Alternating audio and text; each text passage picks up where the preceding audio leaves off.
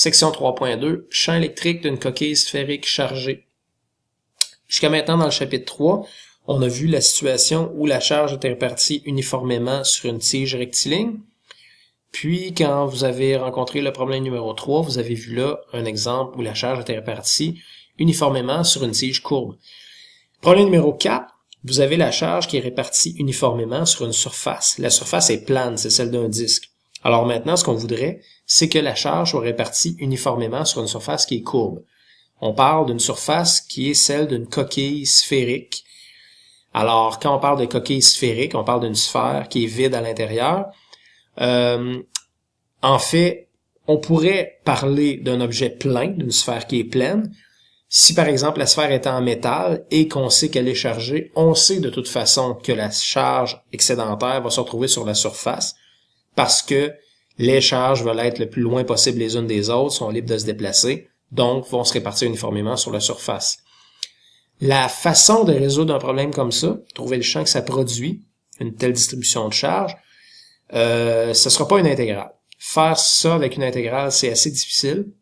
Et il y a une méthode qui est quand même très ingénieuse, très intéressante, qui s'appelle la méthode de Monte Carlo. Alors, Monte Carlo, c'est un casino à Monaco. La méthode s'appelle comme ça parce que dans cette méthode-là, on utilise un programme informatique pour générer des nombres au hasard. Et les nombres au hasard vont permettre d'aller placer des charges ponctuelles sur la surface de la coquille. Les charges ponctuelles, il va y en avoir 5000. Chacune de ces charges-là va porter une charge de 1 fois 10 à la moins 11 coulombs. Et à chaque fois qu'une charge est placée à quelque part au hasard sur la surface de la coquille, ben le champ produit par cette charge ponctuelle-là va être calculé au point P. Et à la fin, chacun des champs produits par chacune des charges, finalement, qui ont été placées sur la coquille, va être additionné.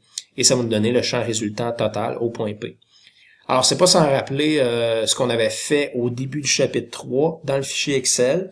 La différence ici, c'est juste que la position des charges sur la surface, elle est déterminée au hasard, alors que dans le fichier Excel, début du chapitre 3, la position des charges sur la tige, c'est nous qui avions décidé où est-ce qu'elles étaient placées. On les avait placées vraiment de façon ordonnée sur la tige. Alors, la coquille possède un rayon de 3 mètres et le point P se trouve à une distance de 6 mètres. La coquille, son centre, se trouve à l'origine du système d'axe. Le programme qu'on va utiliser, c'est un programme qui est écrit en Python. Alors, le rayon de la coquille, 3 mètres, constante de Coulomb, la charge de chacune des charges ponctuelles qu'on place sur la coquille, le nombre de charges ponctuelles, 5000, le point P, ses coordonnées, donc il est sur l'axe des X, le point P, 6 en X, 0 en Y, 0 en Z, et la partie principale du programme, c'est ce qu'on appelle la boucle while. Dans cette boucle-là, qui est répétée pour chacune des charges envoyées sur la surface, les coordonnées au hasard, vous voyez la fonction random.uniform, et à l'aide de vecteurs unitaires, on est capable d'envoyer les charges sur la surface, et à chaque fois qu'on a une charge sur la surface, on calcule la distance jusqu'au point P, et on calcule chacune des coordonnées x, y, z du champ qu'elle produit. On fait la somme, et à la fin, on imprime les composantes en x, y et z, en même temps qu'il y a une flèche qui va être dessinée, qui va représenter le champ produit. Alors, si je roule ça, vous allez voir la coquille en jaune, les charges ponctuelles en bleu qui apparaissent à tour de rôle, et le champ électrique, qui est la flèche rouge ici, champ qui est dirigé vers la droite, ce qui ne devrait pas vous surprendre, parce qu'on parle ici de charges ponctuelles qui sont toutes positives. Alors, ces charges-là produisent un champ qui a une composante en X positif. Les charges qui sont au-dessus vont produire un champ qui a une composante également en Y négative. Les charges qui sont en dessous, ici, vont produire des champs qui ont une composante en Y positive. On s'attend à ce qu'il y ait autant de charges au-dessus qu'en dessous, ce qui fait qu'en Y, il ne devrait pas y avoir de champ résultant. Même chose en Z. Si on regarde le résultat, effectivement, la composante en X est dominante, 12,5. Une composante en Y qui est négative, mais très proche de 0, moins 0,09. Une composante en Z qui est aussi négative, mais aussi très proche de 0, moins 0,01. Alors, si je roule le programme de nouveau, en fait, si je le roule plusieurs fois consécutivement, ce que je vais réaliser, c'est que la composante en X, elle a en moyenne une valeur de 12,5 newtons par coulomb. La composante en Y a une moyenne de 0 et la composante en Z a aussi une moyenne de 0. Donc, je devrais obtenir éventuellement des valeurs positives de la composante en Y et en Z. Alors, je vais le refaire ici jusqu'à temps que ce soit le cas.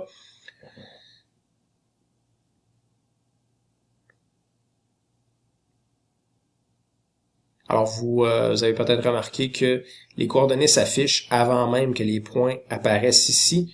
C'est juste que l'affichage prend plus de temps que les calculs. Ici, on est correct, c'est à peu près en même temps. Alors, vous voyez 12,5 pas mal pile. Négatif, négatif. OK. Je recommence. Alors, éventuellement, comme je vous disais, composante en Y et en Z, je devrais obtenir des valeurs positives assez proches de 0.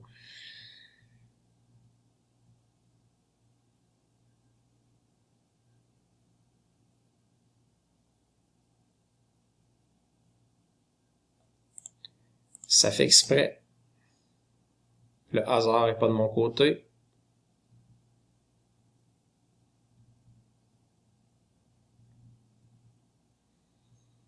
Si j'étais au casino, je dirais, OK, je vais essayer de me refaire. Ah, come on. Tout le temps négatif.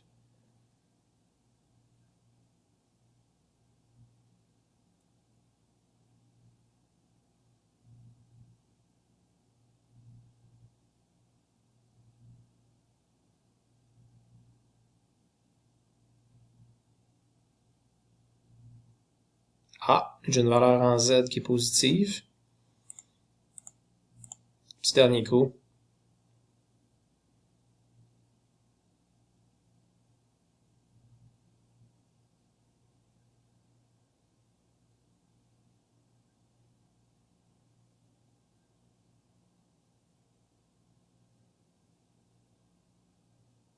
Bon, finalement, j'ai une valeur en Y qui est positive. Alors, j'espère que vous me croyez.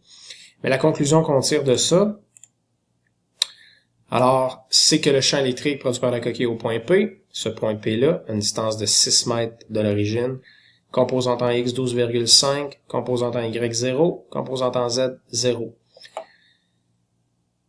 Maintenant, il y a quelque chose d'intéressant qu'on veut tirer comme conclusion là-dessus, c'est que, admettons que, au lieu d'avoir une charge répartie sur la surface de la coquille, la fameuse charge totale de 5000 fois 1 fois 10 à la moins 11 coulombs, c'est-à-dire 5 fois 10 à la moins 8 coulombs, au lieu de l'avoir répartie sur la surface, si à la place c'est une charge ponctuelle qui a cette valeur-là, donc située à l'origine du système d'axe, quel serait le champ qu'il produirait au point P?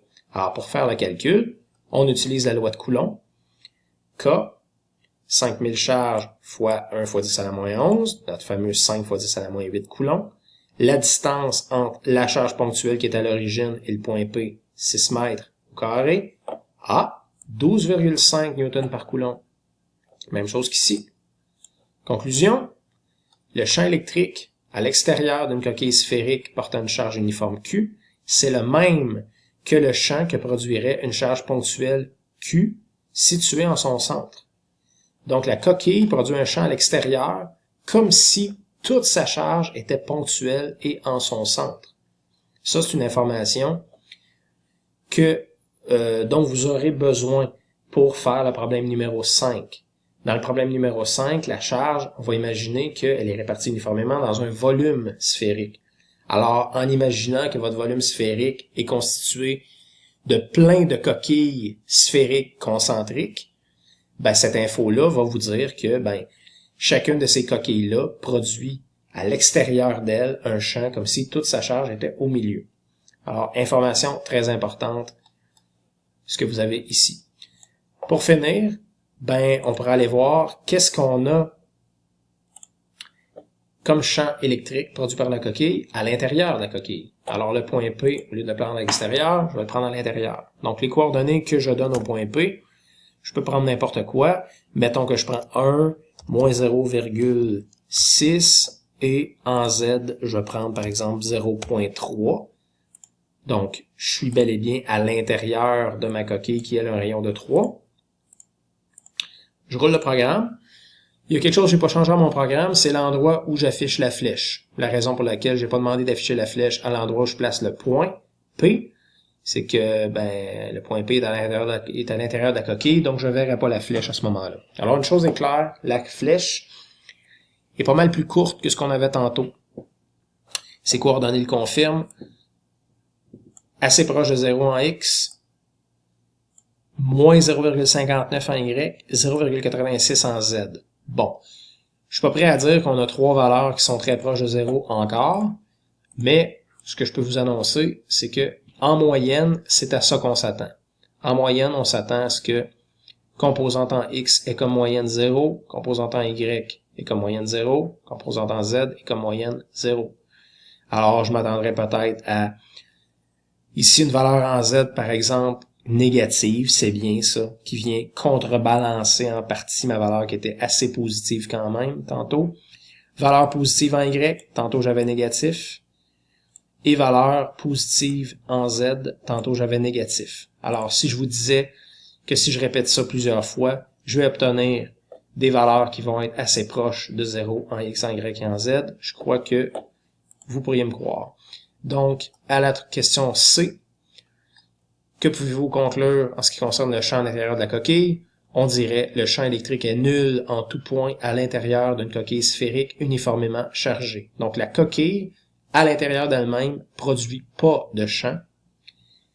Et à l'extérieur, ce qu'on a ici, le champ, lui, c'est le même champ que produirait la charge si elle était au centre. Alors, ces deux infos-là, vous aurez à les utiliser pour résoudre le problème numéro 5. Merci.